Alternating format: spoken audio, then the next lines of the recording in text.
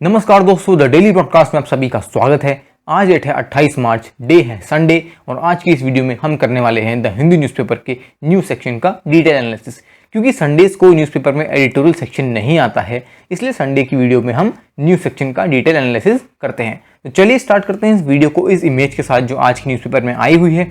दिखाया जा रहा है किस तरीके से एक हेल्थ वर्कर एक आदमी का जो सैंपल है वो ले रहा है, यानी कोविड की जो बीमारी है वो काफ़ी ज़्यादा फैल रही है, स्पेशली महाराष्ट्र में। तो आज की डेट में जो प्रोटोकॉल्स हैं वो फॉलो किए जा रहे हैं, लोगों की टेस्टिंग भी की जा रही है और साथ साथ वैक्सीनेशन भी दिया जा रहा है। चलिए स्टार्ट करते हैं इस इमेज के साथ। मेरी तरफ से और द डेली ब्रॉडकास्ट की तरफ से आप सभी को हैप्पी होली। इस होली को आप प्लीज़ बहुत अच्छे तरीके से मनाइएगा। कोविड प्रोटोकॉल्स का प्लीज़ आप पालन कीजिएगा, क्योंकि आपको पता है हेल्थ जो है वो हमारी प्रायोरिटी है। फेस्टिवल्स तो अगली बार भी आ जाएगा, लेकिन इंसान की जान जो है हर बार नहीं आती। तो प्लीज़ कोविड प्रोटोकॉल्स को फॉलो कीजिएगा। जहाँ आपको लगता है भीड़ भाड़ ज़्यादा है तो प्लीज़ वहाँ मत जाइएगा। जैसा यहाँ पर दिल्ली पुलिस में भी बताया गया है कि ड्रिंक एंड ड्राइव भी नहीं करनी है होली में, बिना हेलमेट के ड्राइव भी नहीं करनी है, सड़कों पे कैसी कोई न्यूसेंस क्रिएट नहीं करनी और ट्रिपल राइडिंग नहीं करनी है, क्योंकि ये सब चीज़ें जनरली होली में लोग करते ही करते हैं। स्पेशली यूथ ये सब चीज़ें बहुत ज़्यादा करते हैं। प्लीज़ इन सब चीज़ों से बचें, और इसके अलावा जितने भी कोविड के प्रोटोकॉल्स हैं उन्हें ज़रूर फॉलो कीजिए ताकि आप सब सेफ रहें। चलिए स्टार्ट करते हैं पहली न्यूज़ के साथ। देखिए, ये गवर्नमेंट का एक सर्वे है और ये हमारे लिए डेटा है, क्योंकि ये डेटा जो हमारे इंटरव्यू या जीडी पॉइंट ऑफ व्यू से काफ़ी ज़्यादा इंपॉर्टेंट होते हैं। तो बताया जा रहा है कि करीब 50% लोग गवर्नमेंट सर्वे के अकॉर्डिंग मास्क नहीं पहन रहे हैं। देखिए कितना मेजॉरिटी है, कितने आप कह सकते हैं बहुत ज़्यादा अमाउंट में ऐसे लोग हैं जो नहीं पहन रहे हैं। बल्कि दिक्कत ये कि करीब 90% जो लोग जिनकी डेथ हुई है वो 45 ईयर से अबव की एज के थे। ऊपर से 90% लोगों को पता भी है कि मास्क और सैनिटाइजर की क्या इंपॉर्टेंस है, क्यों इनको पहनना ज़रूरी है, और फिर भी वो नहीं पहन रहे हो। इसी की वजह से 44% ही ऐसे लोग हैं जो एक्चुअली मास्क पहन रहे हैं, यानी 56% लोग, यानी 50% से भी ज़्यादा लोग ऐसे हैं जो मास्क आज की डेट में नहीं पहन रहे। और ये डेटा किसका है? हेल्थ मिनिस्ट्री का डेटा है। तो देखिए ये बहुत एक तरीके से अलार्मिंग न्यूज़ है, क्योंकि इतने ज़्यादा लोग अगर मास्क नहीं पहनेंगे तो वो दिन दूर नहीं जब बहुत ज़्यादा केस दोबारा आने लग जाएंगे। तो प्लीज़ आप सभी से ऐसी दरख्वास्त है कि आप मास्क पहनिए, सारे के सारे प्रोटोकॉल्स फॉलो कीजिए ताकि आप सेफ रहें और आप अपनी पढ़ाई जो है कंटिन्यू करते रहें। उसके अलावा यहाँ तीस्ता रिवर की बात की गई है। जैसा हमने कल के एडिटोरियल में बात की थी, किस तरीके से इंडिया और बांग्लादेश के रिलेशन अच्छे हैं और एनहांस भी हो रहे हैं, लेकिन आज की डेट में जो हमारे बीच में मतभेद है वो है तीस्ता रिवर का। और देखिए उस पर आज न्यूज़ आर्टिकल भी आ गया कि जो तीस्ता रिवर का डिस्प्यूट है उसको बांग्लादेश की जो प्राइम मिनिस्टर हैं शेख हसीना जी, उन्होंने हमारे पीएम के साथ उस चीज़ को डिस्कस करी और बताया कि किस तरीके से हमें एक वाटर शेयरिंग एग्रीमेंट जो है उस पर आना पड़ेगा, ताकि हमारे जो बायलैटरल टॉक्स हैं उसमें जो ये वाटर का डिस्प्यूट है ये रिजॉल्व हो जाए।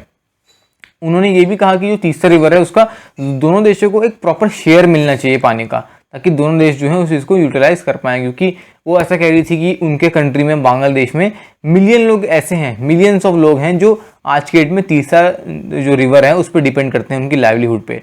कुछ भी हो सकता है, वो फिशिंग हो सकता है या कोई भी और एक्टिविटी होती है जो रिवर्स में होती है। तो तीस्ता रिवर जो है वो बहुत सारे लोगों का एक तरीके से घर चला रही है, ऐसा बांग्लादेश के प्राइम मिनिस्टर ने कहा है।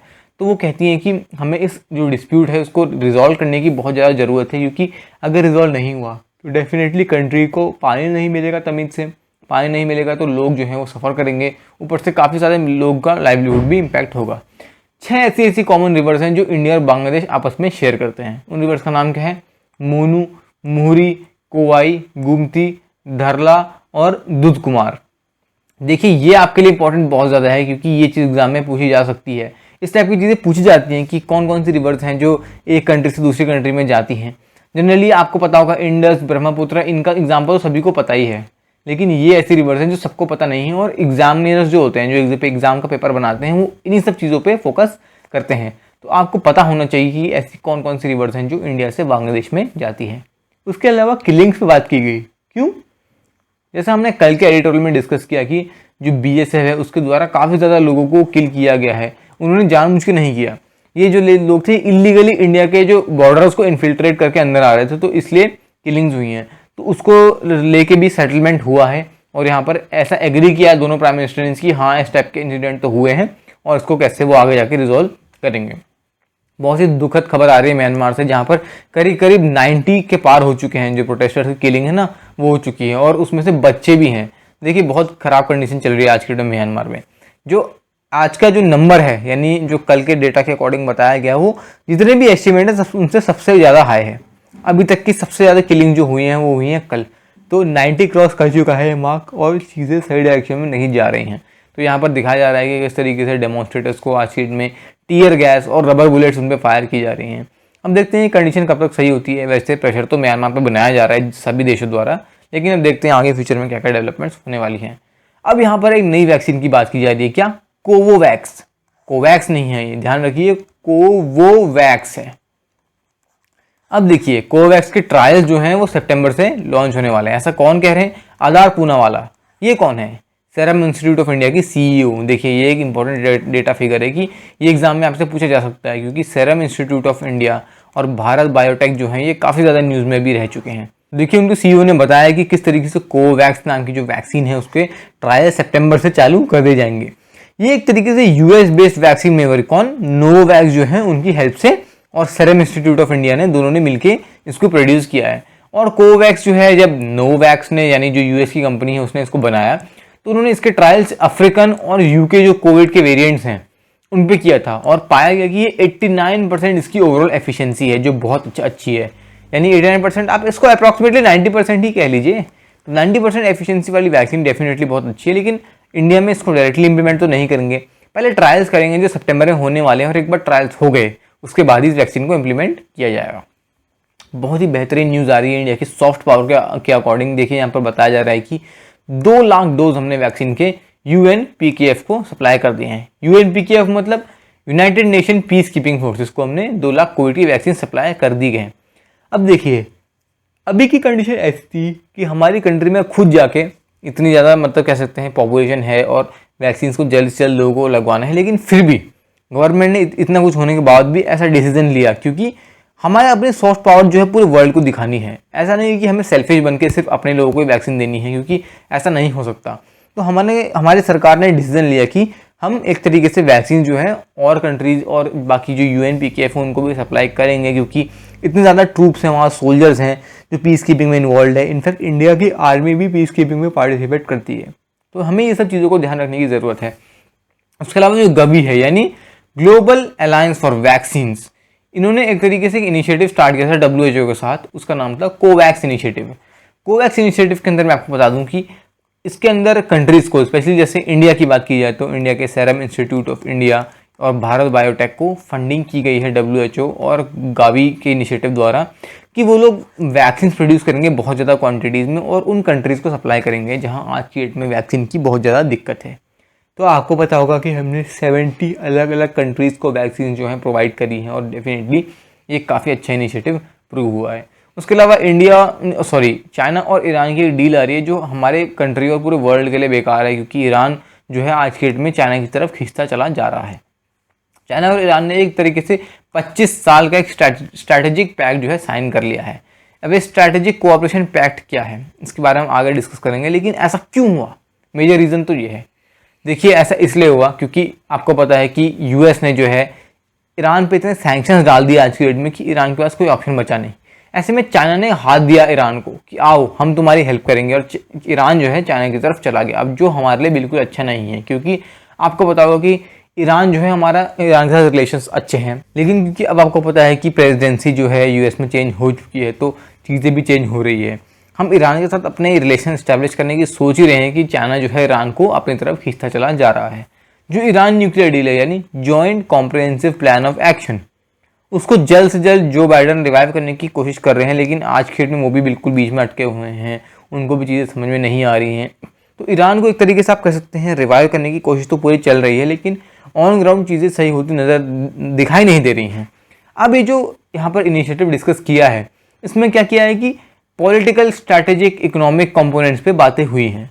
देखिए हमको नहीं पता बेसिकली कि किस रिस्पेक्ट में ये सब चीज़ें हुई हैं, लेकिन अब बात यह है मेजर यहाँ पर कि जो भी बातें हुई हैं वो एक तरीके से राइटर कह रहे हैं कि पॉलिटिकल, स्ट्रैटेजिक और इकोनॉमिक कंपोनेंट्स में ही हुई होंगी, क्योंकि इन तीन के अलावा बाकी तो और कोई ऐसी चीज़ है नहीं जहाँ पर चाइना ईरान की हेल्प कर सकता है।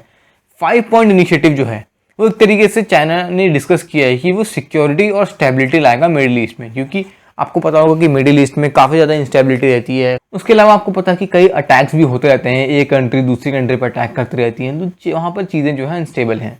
तो यहाँ पर चाइना ने ये डिस्कस किया कि 5 पॉइंट इनिशिएटिव में वो स्टेबिलिटी लेके आएंगे।